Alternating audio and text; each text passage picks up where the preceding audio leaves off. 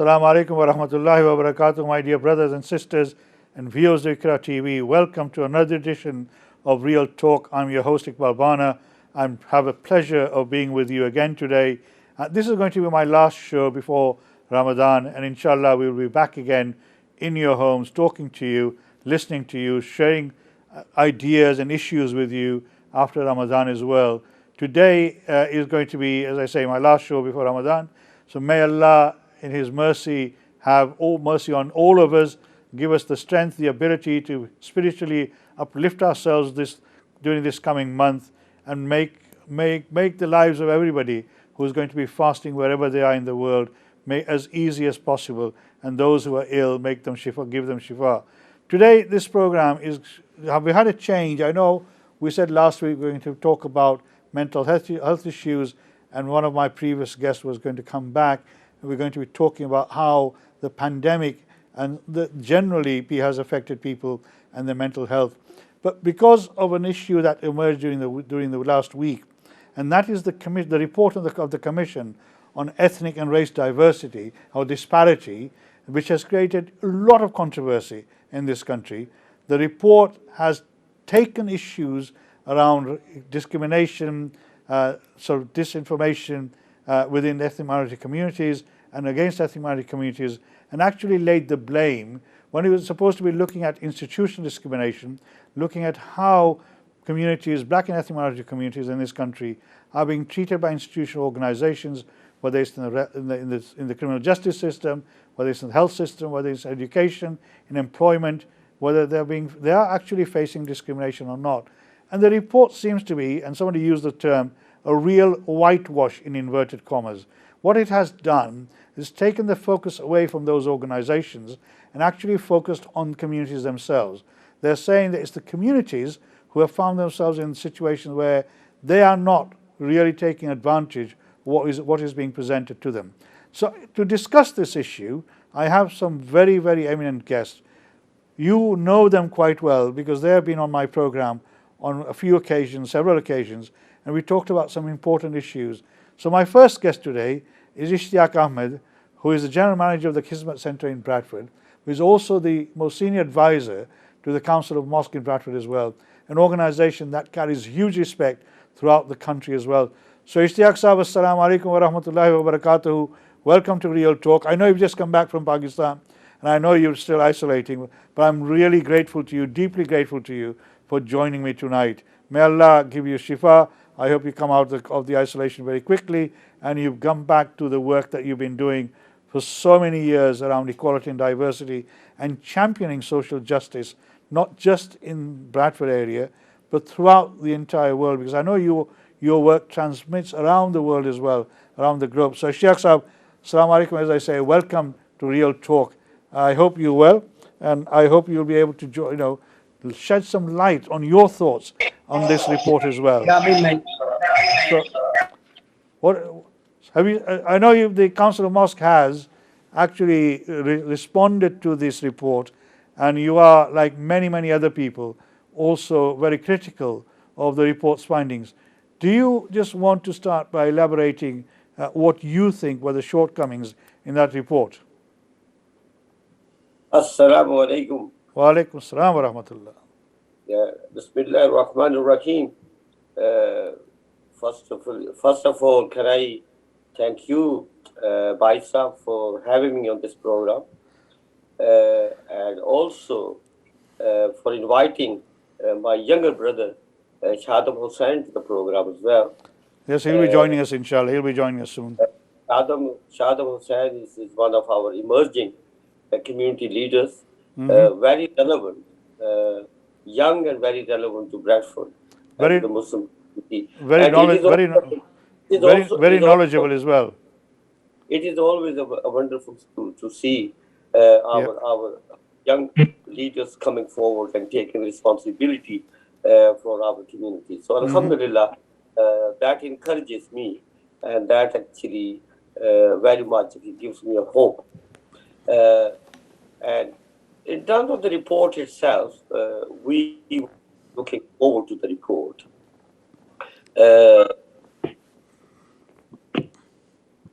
We seem to have lost your picture, Ishtiaq, for a minute. Yes, I think someone was trying to intervene.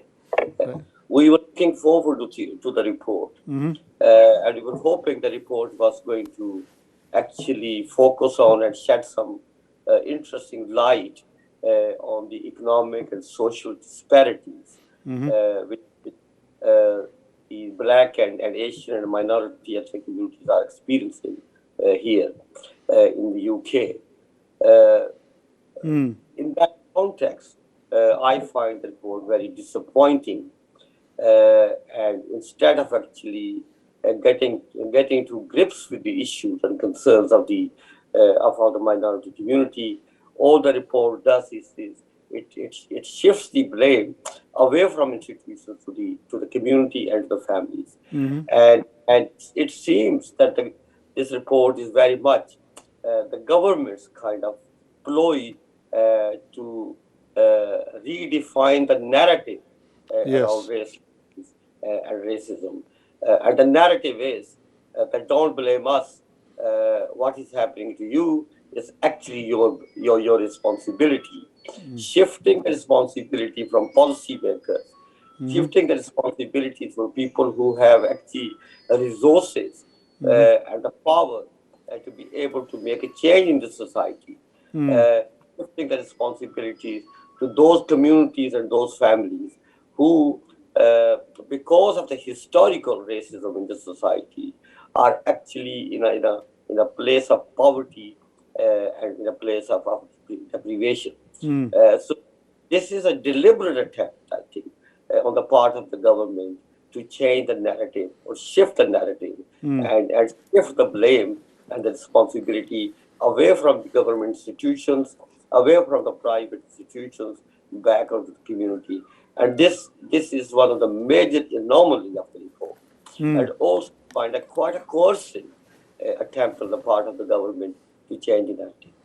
I mean, that very good summing up, Ishtiaq Sahib. Jazakallah. Shadim has also joined us as well. And as you say, this report, I mean, I use the word whitewash, which is how it's been described by a lot of people. But the government, Boris Johnson's own advisor, the race advisor, has actually resigned because he doesn't agree with the content of the report as well, because he feels that the report doesn't do justice, as you say, to the realities on the ground. Now, I know Shadim has joined us as well. Shadim, assalamu alaikum wa rahmatullahi wa barakatuh. How are you, sir? Wa alaikum assalam wa rahmatullahi wa barakatuh. Jazakallah for coming.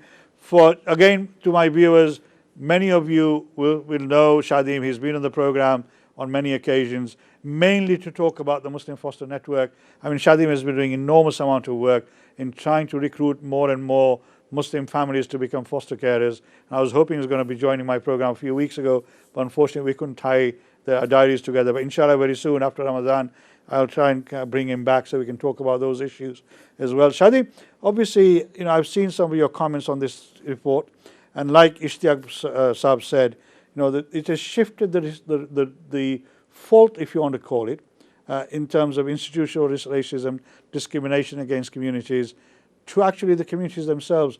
What is your thought when you saw that report and what it contained? Yes, I mean, first of all, assalamu alaikum, Ishtiaq bhai. Mashallah, it's always a pleasure to be on the show with you and Iqbal bhai as well.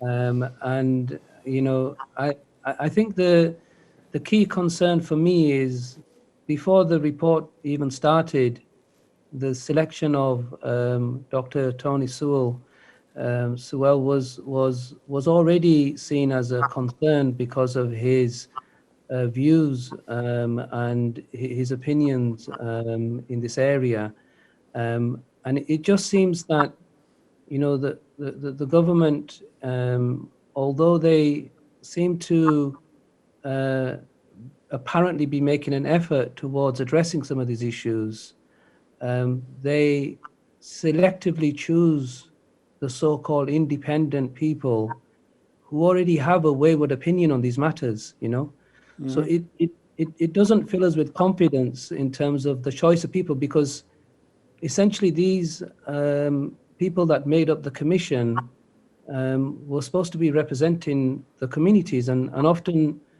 we can be critical because there isn't that representative voice or that lived experience. But in this case, the government ticked those boxes, but nevertheless, the outcome of the report is quite damaging. It actually takes us back many years, and that's the fear and anxiety of the work that's gone on by so many organizations. And that's why I think the outcry on this report has been unprecedented. The number of people and organizations who have been critical of this. And as you mentioned, the work that we're doing with children in care. The reality, Iqbal, is that I've been in discussions and forums with senior level people in government departments and children's services who have accepted that there is institutional racism. So those who work within the sectors recognize that there is issues. There's a reason why we don't have enough foster carers from Black, Asian, and minority ethnic communities. And it's not because they don't come forward. Myself and Ishida have had conversations about this previously, that it's not that people don't come forward, it's because they don't get treated well when they do come forward. They don't get that same level playing field. And this is the reason why we end up in a situation where 24% of children in care are from Black, Asian, and minority ethnic communities. But only 12% of foster carers are from those communities. If you look at people from the Muslim community, 80% of Muslim applicants don't go past the initial inquiry. 8 out of 10 people pick up that phone, go to that event, and they don't go any further. You've got to ask yourself, what is the reasons for this? And sometimes, there can be, genuine reasons, but quite often the feedback we get is that they don't feel welcome.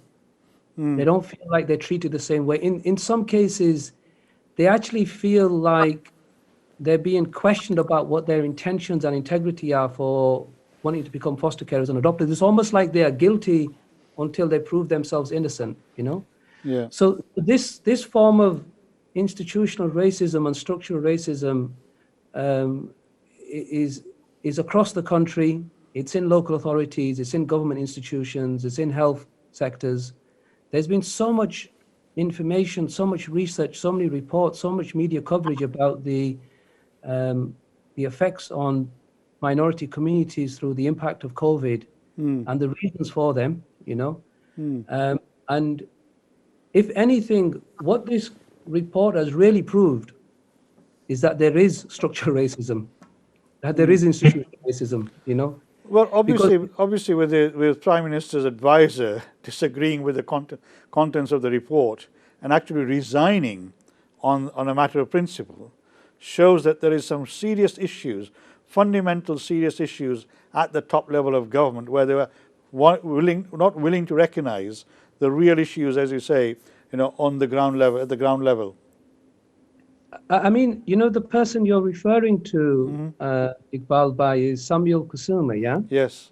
And this chap is the person who led on putting together a working group, and I was involved in a roundtable discussion with Samuel Kusuma where he brought together so many different people to address the issues to do with Black children in care, And one example is that, Black boys, they wait 1,300 days to find an adoption placement. Oh, wow.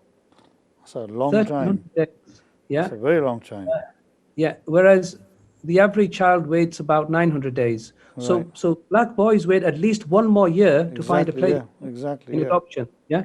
And these were some of the issues that, Samuel was addressing and managing, and I feel he was making a shift and a change. But I guess he felt disappointed like the rest of us about the way this report has come out and what the outcomes from it are as well. I mean, obviously, as you said, many organizations have criticized this report, including the TUC, the Runnymede Trust. Actually, the NHS Employers Organization has also criticized the report because they say that there are fundamental fault lines in it. And as you said in your introduction, in your statement, I mean, if you look at any statistics in this country, whether you look at the criminal justice system, whether you look at the health structures. And we know the pandemic has really actually pointed out very clearly how health inequalities is affecting BAME communities in this country as well. And look at the employment levels, as you say, Muslims even in employment are not getting the look in. Now again, I mean, my other guest, Ishtiaq Ahmed, who has been a race equality champion for too many years for me to remember, because he has been at the forefront of this for more than 35 years, maybe 30 years. I hope I'm not giving away your age, Ishtiaq, but I mean, you have been doing this work, fighting injustice for so long. How all these efforts that you put in, how does that make you feel when you see a government report come out and make the type of statements and comments that it does? This after all these 40 years or so of sort of race relations legislation, etc. Well, 42 years actually. You are not giving away my age. Right, mashallah. I am 65 years old of age. Subhanallah, bhai. Allah lambi umar de aur bhi tandurusti wali. Young and still looking healthy, and alhamdulillah, as vibrant on equality as I was 40 years ago. I know you still got the same zeal, in you, and the same fight that I get to know over 30 years ago. Subhanallah. Yeah. If I can actually just echo what Saddam Hussein said, was that this report is a step backward and not forward.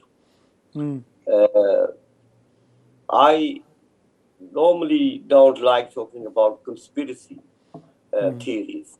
Right. But I think this is a conspiracy on part of the government. Right. And under the leadership of Boris Johnson, our Prime Minister, to redefine. Why do you think the government, when you say conspiracy, why do you think that there's that mindset in the government to try and shift the blame? I think basically the government does not want to accept that the government itself as an institution and other associated institutions actually have over the years significantly, substantially contributed to the inequalities that are being experienced by the BAME communities today. Right. So this is a I think under the right wing, the lobby of the Conservative Party, other right wing elements, both in the academia and others. Right. Boris Johnson has seen this opportunity, and he's actually known. He's known to manage and manipulate issues and concerns on which, where he feels that we should go. And he did that as a mayor of London, and he's now doing as a mayor of the Prime Minister. He did that on the EEC debate and that. So he's very well. He's known for that. Right. And I think what happened is that this government has actually set its stall out to redefine the narrative of racism. And once you start saying that institutions of the society have no responsibility, then basically what you're saying to each individuals, look, whatever is happening to you in terms of your quality of life, you take the responsibility, okay, and you do something about it.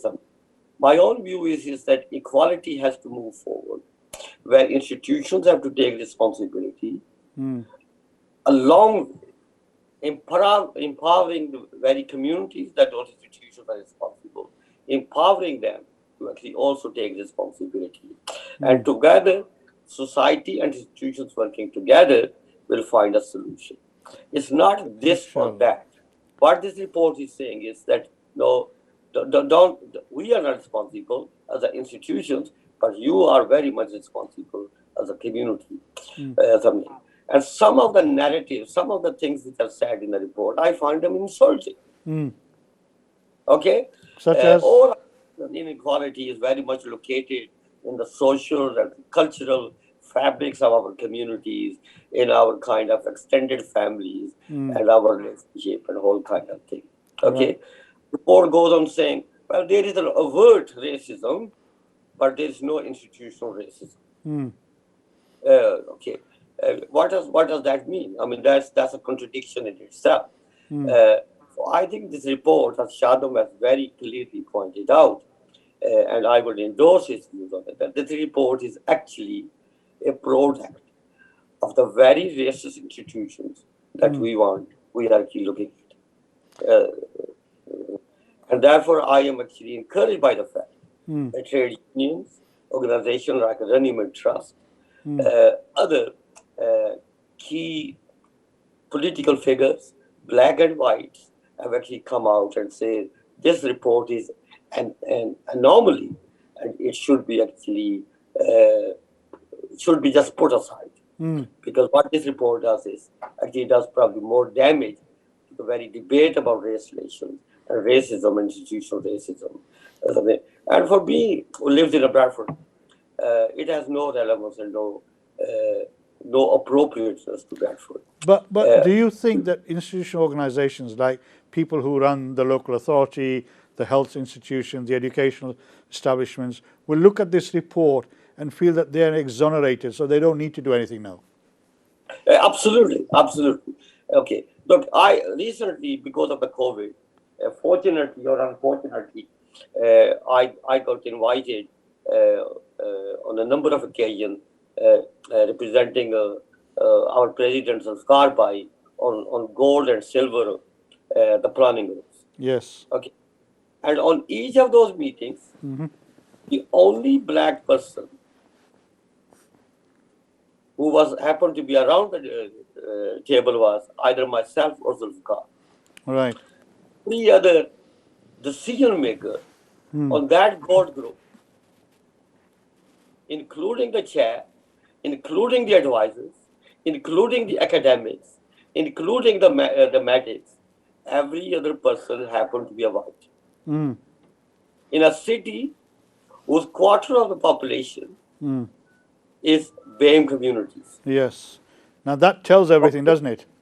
Yes, in a city which started its equality policy in 1981. So since 1981 to 2021, we still have our major institutions in our city. Right. Okay, which are totally, entirely, the white faces with the white people in faces, and not a BAME person to be seen. Other than you isolated positions in a side fringe institutions sitting there, and I think that itself is something. It's a damning. Bradford is not alone in this one. No, I agree. Yeah. Whether it's Manchester, whether it's Birmingham, whether it's Rochdale, whether it's every city where you go, the presence of BAME communities in positions of policies and powers are absolutely negligible, almost nothing.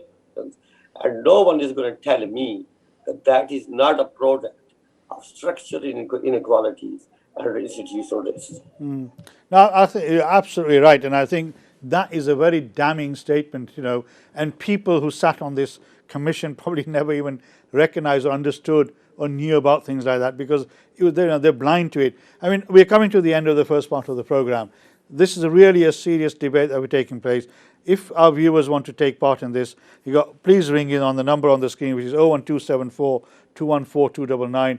We'd welcome your thoughts. But we'll continue to talk about this issue with Shadim. Shadim, obviously, as Ishtiaq says, is the new blood that is taking on this mantle that people like Ishtiaq and others have been fighting for so long. So we look to Shadim for the future. But inshallah, we'll come back very soon. Don't go away. As I say, it's a very serious issue that all of us need to be aware of. Please, please, please stay tuned, and inshallah I'll see you soon after this break. Take care. Assalamu alaikum wa rahmatullahi wa barakatuh.